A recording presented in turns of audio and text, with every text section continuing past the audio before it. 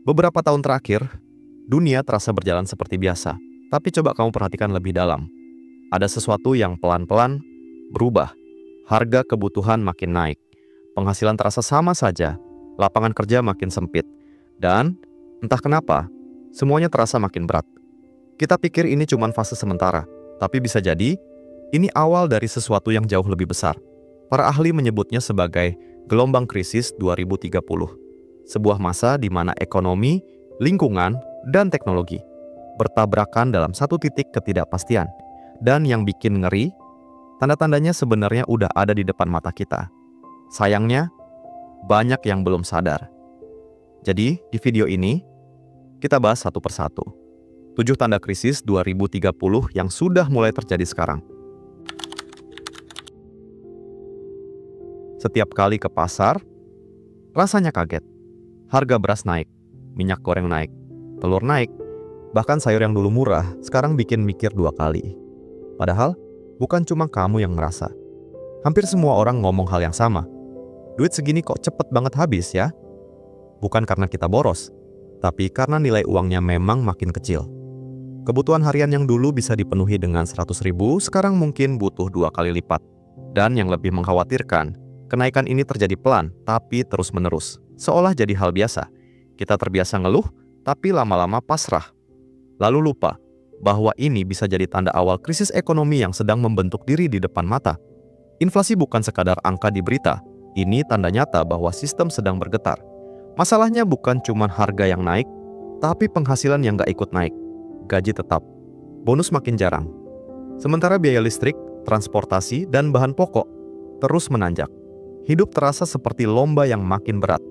Berlari sekencang apapun, tetap terasa tertinggal. Banyak keluarga mulai memotong pengeluaran, makan seadanya, tunda beli pakaian, bahkan kurangi jajan anak. Yang dulu terasa sederhana, sekarang harus dihitung ulang. Dan saat daya beli masyarakat turun, roda ekonomi ikut melambat. Pedagang sepi, produksi berkurang, lalu efek domino pun jalan. Inilah wajah awal dari krisis yang diam-diam sudah berjalan, bukan karena bencana besar, tapi karena tekanan kecil yang menumpuk setiap hari. Mungkin kita nggak sadar, tapi realitanya, kita sedang hidup di tengah inflasi yang terus menggerus perlahan, tanpa suara. Inflasi itu bukan sekadar istilah ekonomi di layar berita. Ini nyata, terasa di dapur rumah, di dompet, dan di hati orang-orang yang tiap hari berjuang.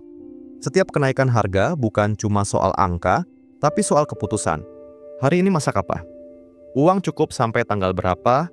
Atau harus utang lagi nggak ya? Bagi sebagian orang, mungkin masih bisa bertahan. Tapi buat yang hidup pas-pasan, inflasi terasa seperti badai yang datang tanpa suara.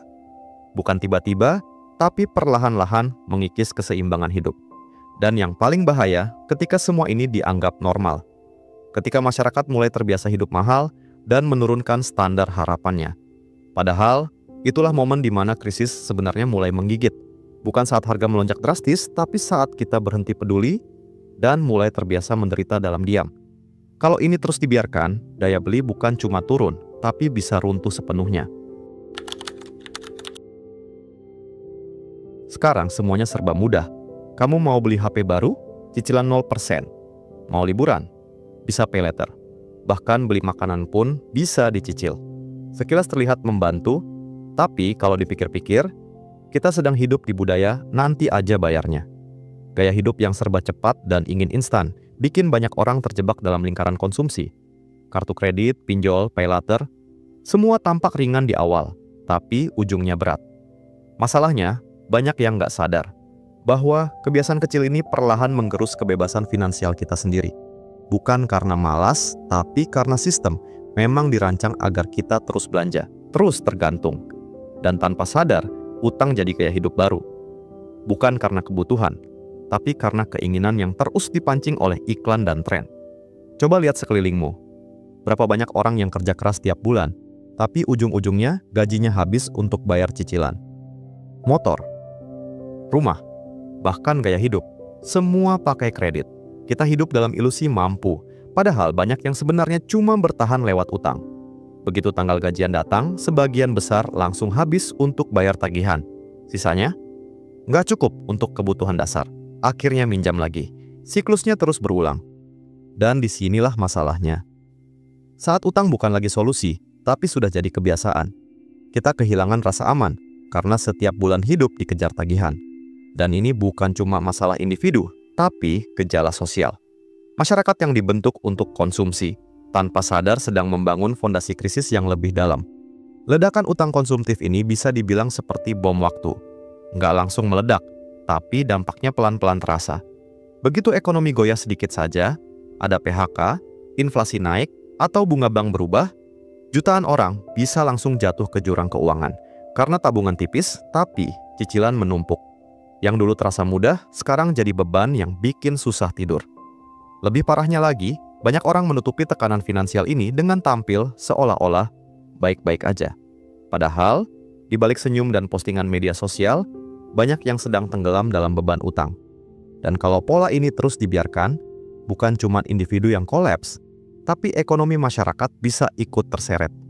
Krisis 2030 mungkin nggak datang dari bencana besar, tapi dari kebiasaan kecil yang kita anggap normal. Seperti hidup dari utang ke utang. Pernah nggak kamu ngerasa sekarang yang kaya makin kaya, tapi yang biasa-biasa aja justru makin kesulitan?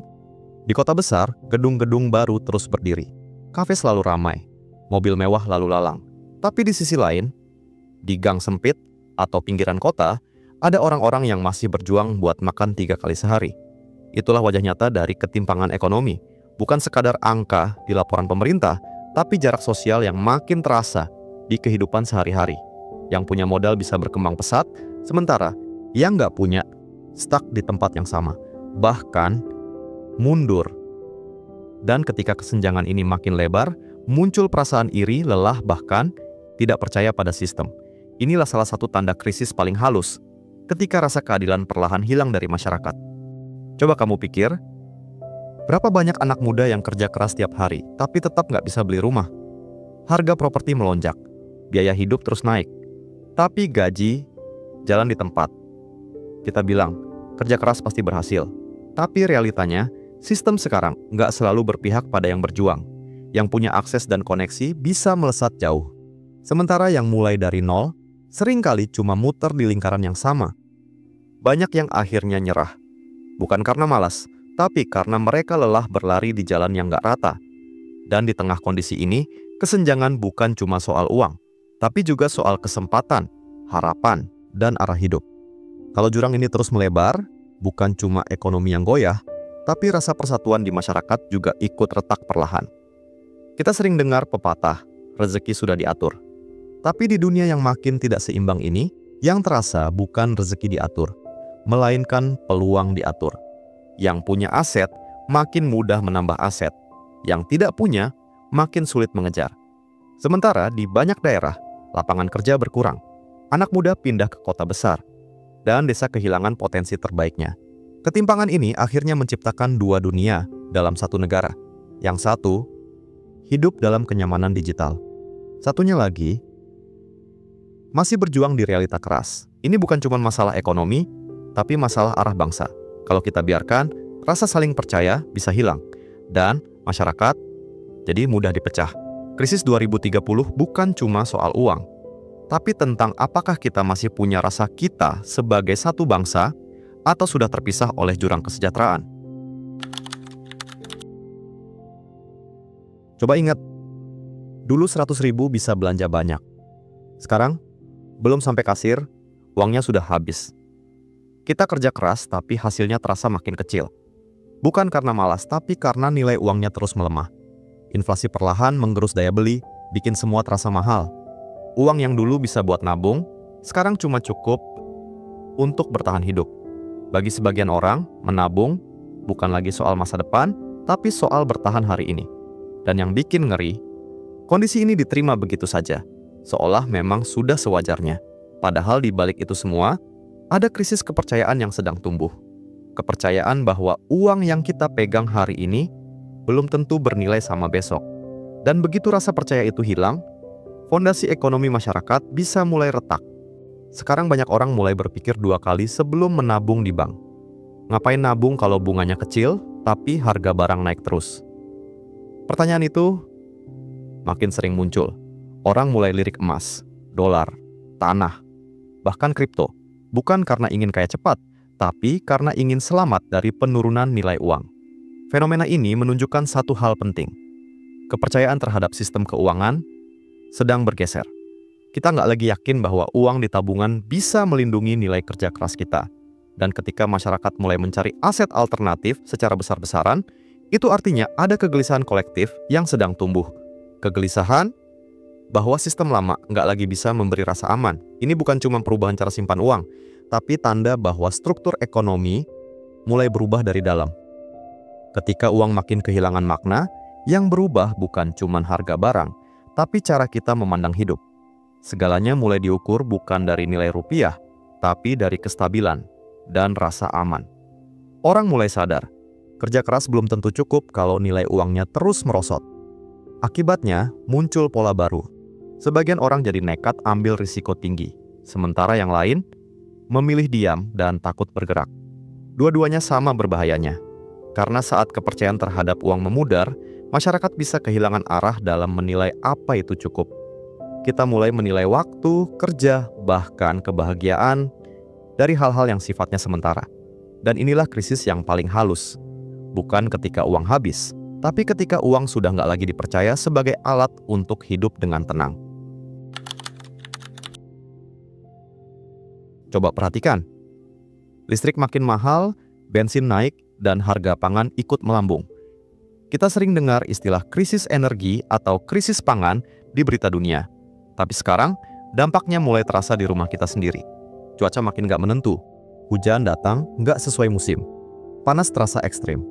Para petani mulai kebingungan menentukan waktu tanam, hasil panen menurun, harga beras dan sayur naik, sementara kebutuhan terus bertambah. Di sisi lain, kita makin tergantung pada impor untuk pangan dan bahan bakar. Sekali pasokan terganggu, harga langsung melonjak, dan masyarakat kecil yang paling terasa dampaknya. Krisis energi dan pangan ini seperti bayangan besar. Belum sepenuhnya datang, tapi sudah terasa dinginnya. Dan kalau kita terus mengabaikannya, bisa jadi nanti bukan cuma soal harga, tapi soal ketersediaan bahan pokok itu sendiri. Banyak orang belum sadar bahwa Indonesia, negara yang dulu dikenal subur dan kaya sumber daya, sekarang makin bergantung pada impor untuk memenuhi kebutuhan dasar. Beras, kedelai, gula, bahkan bahan bakar, sebagian besar datang dari luar negeri. Sekilas tidak masalah selama stoknya ada. Tapi, begitu terjadi gejolak global, seperti perang atau gangguan logistik, harga bisa melonjak 2 kali lipat dalam sekejap. Dan saat itu terjadi, pemerintah pun sering kesulitan menahan dampaknya ke masyarakat bawah. Petani lokal makin berat bersaing dengan produk impor murah. Padahal, mereka yang seharusnya jadi tulang punggung ketahanan pangan kita. Inilah tanda yang banyak orang abaikan. Bukan cuma soal naik turunnya harga, tapi soal hilangnya kemandirian. Karena bangsa yang tak mampu memenuhi kebutuhan dasar sendiri, akan sangat mudah goyah ketika badai krisis benar-benar datang. Bayangkan, jika krisis energi dan pangan datang bersamaan, harga listrik melonjak, bahan bakar langka, panen gagal karena cuaca ekstrem. Semua itu bukan lagi skenario film, tapi kemungkinan nyata. Dan kalau itu terjadi, dampaknya berantai. Transportasi terganggu, harga pangan naik, industri melambat, dan kehidupan sehari-hari jadi lebih berat. Yang paling terdampak tentu masyarakat kecil. Mereka yang tak punya cadangan uang atau sumber daya. Krisis seperti ini bisa memicu keresahan sosial, bahkan instabilitas ekonomi. Dan sayangnya, tanda-tanda awalnya sudah mulai muncul sekarang. PLN mulai menghemat pasokan, BBM naik perlahan, bahan pokok naik terus. Kita sering menunggu krisis besar untuk sadar, padahal peringatannya sudah jelas dari dulu. Pertanyaannya tinggal satu, apakah kita siap berubah atau akan menunggu sampai semuanya benar-benar terlambat? Dulu, kita pikir robot cuma ada di film. Sekarang, robot dan AI sudah mulai masuk ke kehidupan nyata. Kasir di supermarket diganti mesin otomatis, customer service dijawab chatbot, dan desain bisa dibuat dalam hitungan detik oleh kecerdasan buatan. Cepat, efisien, tapi ada harga yang harus dibayar.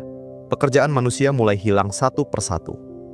Banyak perusahaan memilih teknologi karena lebih murah, tidak lelah, dan tidak butuh libur.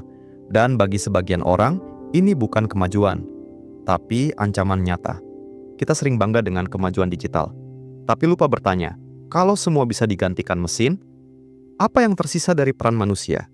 Inilah salah satu tanda krisis masa depan yang paling sunyi. Ketika manusia mulai kehilangan tempatnya di sistem yang ia ciptakan sendiri. Teknologi memang mempermudah hidup, tapi di balik kemudahan itu, ada jutaan pekerjaan yang perlahan menghilang. Buruh pabrik digantikan robot, sopir digantikan kendaraan otonom, bahkan profesi kreatif pun mulai diambil alih AI. Di satu sisi, dunia jadi efisien. Tapi di sisi lain, banyak orang kehilangan sumber penghasilan, terutama mereka yang tidak sempat beradaptasi. Kita memasuki era di mana kecepatan belajar jauh lebih penting dari sekadar ijazah. Sayangnya, sistem pendidikan dan lapangan kerja belum siap untuk perubahan sebesar ini. Banyak orang masih diajarkan cara bekerja di masa lalu, padahal masa depan sudah bergerak jauh ke depan. Dan ini yang membuat jurang baru muncul antara mereka yang paham teknologi dan mereka yang ditinggalkan olehnya. Sekarang, yang bertahan bukan lagi yang paling kuat, tapi yang paling cepat beradaptasi. Dunia kerja berubah total. Bukan soal seberapa lama kamu bekerja, tapi seberapa cepat kamu bisa belajar ulang. Skill yang dulu dicari, sekarang bisa digantikan algoritma. Dan itu artinya, setiap orang harus punya kemampuan baru, berpikir kritis, berinovasi, dan punya empati. Hal-hal yang belum bisa dilakukan mesin. Masalahnya, tidak semua orang punya kesempatan untuk belajar hal baru.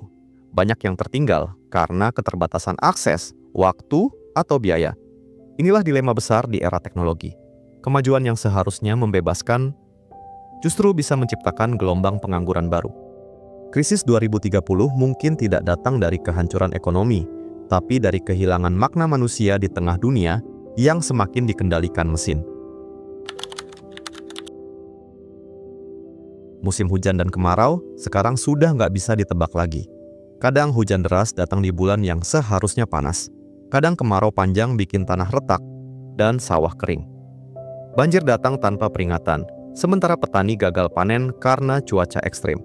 Perubahan iklim bukan lagi isu global yang jauh, ini sudah nyata di sekitar kita. Nelayan kehilangan arah karena laut makin tak menentu. Hasil tangkapan turun, sementara harga pangan naik. Di kota, udara makin panas dan polusi makin tebal. Tapi kita sering menganggapnya biasa. Padahal semua ini adalah tanda-tanda awal bumi sedang berteriak, meminta kita berhenti hidup seolah sumber daya tak terbatas. Masalahnya, kita sering baru peduli ketika bencana datang. Dan mungkin saat itu sudah terlambat untuk memperbaikinya. Kita sering dengar berita tentang cuaca ekstrim, banjir bandang, atau kekeringan panjang. Tapi di balik semua itu, ada cerita manusia tentang petani yang gagal panen, keluarga yang kehilangan rumah, dan anak-anak yang tumbuh di dunia yang semakin panas dan tidak pasti. Bumi kita sedang kelelahan, tapi aktivitas manusia terus memaksanya bekerja lebih keras. Hutan ditebang, laut tercemar, udara kian berat untuk dihirup, dan yang ironis, kita masih sibuk mengejar kenyamanan. Tanpa sadar, kenyamanan itu sendiri sedang menciptakan kehancuran perlahan. Perubahan iklim bukan hanya soal suhu naik, tapi soal bagaimana cara kita hidup yang sudah keluar dari keseimbangan. Kalau sekarang saja dampaknya sudah terasa, bagaimana nanti di tahun 2030 ketika semuanya semakin parah? Kalau kita terus menutup mata, krisis iklim bisa jadi pemicu dari semua krisis lain. Ekonomi, pangan, energi, bahkan sosial. Banjir merusak ladang, kekeringan memicu kelaparan, dan naiknya air laut mengancam jutaan rumah di pesisir. Semua saling berkaitan, membentuk rantai masalah yang panjang. Tapi meski begitu, masih banyak yang menganggap ini cuma masalah alam. Padahal, ini masalah manusia. Cara kita hidup, cara kita memproduksi, dan cara kita mengkonsumsi. Kita tidak perlu menunggu tahun 2030 untuk melihat akibatnya. Semuanya sudah terjadi sekarang. Namun masih ada harapan selama kita mau berubah dari gaya hidup, cara berpikir, sampai kebijakan besar. Karena kalau tidak, krisis iklim ini bukan cuma tentang bumi yang rusak, tapi tentang apakah umat manusia masih punya masa depan. Kalau kamu perhatikan satu persatu, 7 tanda tadi bukan hal baru. Semuanya sudah ada di depan mata kita, Harga yang terus naik, utang yang menumpuk, pekerjaan yang hilang, bumi yang perlahan sakit. Kita sering menganggap itu cuma bagian dari hidup. Padahal bisa jadi, itu semua adalah peringatan. Peringatan bahwa dunia sedang berubah lebih cepat dari kesiapan kita. Mungkin kamu juga sudah merasakannya. Uang yang makin tipis, udara yang makin panas, atau rasa cemas tentang masa depan yang makin kabur. Tapi ingat, krisis bukan akhir segalanya. Krisis adalah alarm. Tanda bahwa kita harus mulai beradaptasi. Mulai berpikir lebih jauh dari sekadar hari ini. Krisis 2030 bukan soal ketakutan, tapi soal kesadaran. Dan pertanyaannya sekarang, kita mau menunggu sampai semuanya runtuh? Atau mulai bersiap dari sekarang? Semua pembahasan di sini dibuat untuk edukasi dan refleksi bersama, supaya kita lebih sadar dengan kondisi sekitar dan bisa bersiap lebih baik. Setiap keputusan, entah soal keuangan, pekerjaan, atau gaya hidup, tetap balik lagi ke pertimbangan pribadi masing-masing. Lakukan riset sendiri, pahami risikonya, dan sesuaikan dengan situasi kamu saat ini. Tujuannya sederhana, bukan menakuti, tapi membangunkan kesadaran bahwa masa depan bisa kita hadapi kalau kita siap dari sekarang. Kalau kamu juga ngerasa tanda-tanda ini mulai nyata di sekitar kita, jangan cuma nonton, lalu lupa. Tulis pendapatmu di kolom komentar. Apa tanda yang paling kamu rasakan sekarang? Klik tombol like, biar makin banyak orang sadar akan hal ini. Dan subscribe, supaya kamu nggak ketinggalan bahasan penting lainnya tentang ekonomi, kehidupan, dan cara bertahan di masa yang makin nggak pasti. Karena perubahan besar sedang terjadi, dan kesadaran kecil dari kita bisa jadi awal untuk bertahan bareng-bareng.